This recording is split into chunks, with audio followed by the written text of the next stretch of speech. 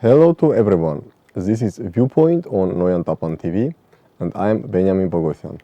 Today we will discuss the pre-election situation in Georgia, what may happen after election, and what and how it may impact South Caucasus geopolitics in general, and what impact it may have on Armenia in particular. Let's start from the fact that Georgian domestic politics in the last years were quite tumultuous and polarized. We may remember Gavrilov Night, June 2019, then change of government, another change of government in February 2021, some mediation efforts by President of the European Council, Charles Michel, then the crisis triggered by the law on foreign influence, or as people are telling sometimes, law on foreign agents, or Russian law, in 2023. Simultaneously, Georgia was moving forward towards its declared goals, which, by the way, is a part of Georgia's constitution, of Euro-Atlantic integration. In summer 2022, when Moldova and Ukraine received candidate status, the European Union acknowledged Georgian European aspirations. And in December 2023, European Union granted Georgia the candidate status. It seemed that after more than 2 decades of very complicated path, Georgia is very close to realization of its Euro-Atlantic, or at least its European integration dreams. However, the Georgian government reintroduced the foreign influence law in spring 2024. It was adopted despite large-scale protests. Now, several forces, including President Salome Zurabishvili, applied to the Constitutional Court, asking that the law is unconstitutional, but all focus are now, if not on the Constitutional Court, but on October 26, 2024. Georgia is a parliamentary republic, let's not forget it. So parliament is number one body, prime minister is much powerful than president. In this case, so we may compare Georgia with Armenia. So every 4 years, parliamentary elections decide who will govern Georgia and towards what direction the country will move. Starting from 2012, the Georgian dream, led by the billionaire Bidzina Ivanishvili, is in power. First 4 years as a part of coalition, 2012, 2016, and then without any coalitions, 2016, 2020, 2020, 2024. But now, the key issue of these elections is, will the Georgian dream able to win majority? The Georgian dream itself is speaking about constitutional majority, which means significant success. Georgian parliament comprised of 150 member of parliament. Simple majority, 76, allow to form one-party government. Constitutional majority allows the party to change also constitution. Meanwhile, despite or alongside with domestic speculations or discussions, there is also like geopolitics inserted into this process and the orientation of Georgian foreign policy. Georgian current government, despite receiving candidate status as a member of the European Union, is now in deep tensions with its Western partners, United States and the European Union. They already took some steps. Officially, the Georgian candidate status, the process of candidate status is put on hold after adoption of the law. United States cancelled military drills. United States frozen some assistance to Georgia.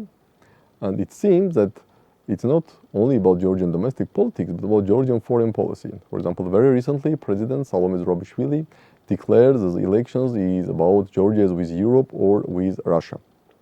Some experts, meanwhile, arguing that while the Georgian dream trying to distance Georgia from European Union or from the West in general, we cannot call it anti-West. It simply wants somehow to change foreign policy and to adapt to this emerging multipolar world order, which coming to replace unipolar one, which itself emerged immediately after the end of the Cold War. So some experts argue that the Georgian government understands that the world is not unipolar. The United States is not the number one power in the world anymore. So you should adapt yourself. You should not only speak about the West, about the United States, about the European Union, but you should take into account also the developments around you. There is a rising powers, China, India, middle powers like Turkey, Saudi Arabia and others. But definitely you have to take into account also Russia, who is now in a bitter conflict with the West, the war in Ukraine, and probably, again probably, some in Georgian government believes that the West will not be able to defeat Russia. And if Russia is not defeated as a result of this Ukraine war or Russia-West confrontation, then Georgia has to take into account Russian views. So if you have foreign policy only with the aim to come closer and closer to the West, while West and Russia are now enemies, then you will have huge complications and problems, especially if you have a long border with Russia, and especially if Russia still occupies 20% of your territory. I'm speaking about Abkhazia and South Ossetia, or as Georgians are calling, Tskhinvali region. Meanwhile, others believe that this is not a balanced foreign policy, because Georgian foreign policy was always balanced between West, between China, between Turkey, between Azerbaijan. Georgia established strategic partnership with Turkey and Azerbaijan. Georgia served as a transit route for Azerbaijani oil and gas to reach Turkey and then Europe. And also Georgia serves as a transit route for Turkey-Azerbaijan trade. Now Georgia also serves a transit route for trade between Central Asia and Europe, for example, or when goods are coming from Central Asia, Caspian Sea, Azerbaijan, Georgia, Turkey, Europe. So if Georgia will distance itself with the West, we cannot call it balanced foreign policy, it's something else.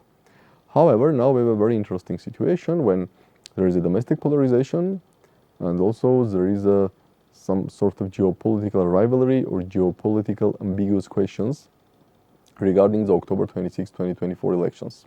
Simultaneously, despite the opposition is fragmented, still there are assessments or fears that some post-election developments will take place in Georgia, that most probably Georgian Dream will be declared as a winner of the election, opposition will not accept the election result, and we will have the situation which we saw, for example, in 2003 again in Georgia, Rose Revolution, in 2004 in Ukraine, Orange Revolution, then a little bit earlier in 2000 in Serbia, and then so on.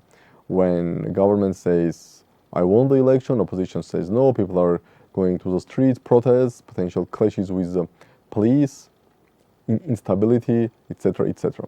Of course, we still have quite long time, like a little bit less than 2 months before elections, and it's challenging to assess what will happen. But one thing is clear, that the election results will impact South Caucasus geopolitics and will impact also Armenia, because first of all, Georgia is a very important trade partner for Armenia, especially on transit. Approximately 70% of all trade of Armenia with outside world passes through Georgia, and any instability in Georgia, of course, will be complicated for Armenia. But also, let's not forget that Armenia now itself is trying to diversify its foreign policy, or if Armenian representatives of Armenian authorities calling it pivot to the world. And in this context, within this pivot or within this diversification, there is an emphasis on deepening relations with the West. Armenia is going to sign a new partnership agenda with the European Union in early 2025. Strategic dialogue was launched between US and Armenia in 2019, very recently between Armenia and United Kingdom.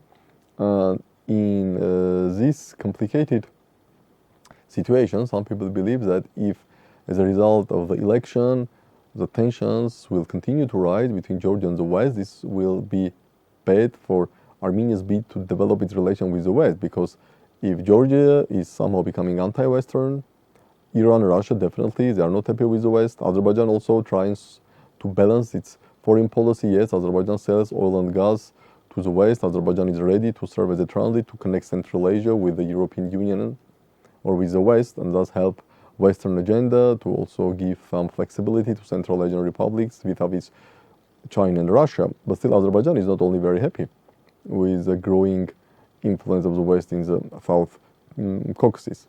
So, if as a result of the elections, Georgia-West relations are going down, it's bad for Armenian diversification or for Armenia's bid to deepen its relation with the West. Probably, if this happens, maybe Armenia should reassess its foreign policy and see how much it can move with its decision to develop relations with the West. Because again, if all regional powers, if not they are anti-Western or semi-anti-Western, like Russia, Iran, somehow but others are trying to balance the West, like Azerbaijan, Georgia, Armenia. It will be very difficult for Armenia to be like the only beacon of democracy or only beacon of pro-Western area or a pro-Western island in this region. But of course, if there is also instability after elections, and if this period of instability will continue for months or even for 1 year, this is also bad for Armenia. So one thing is clear, that October 26 is crucial for at least next 4 years of Georgia. It will impact Georgian domestic politics, Georgian foreign policy, it will impact geopolitics of the South Caucasus, and definitely it will impact Armenia. And we will continue to look what's happening in Georgia and try to assess what the real or the most likely outcome is. This is all for today, and we will meet soon.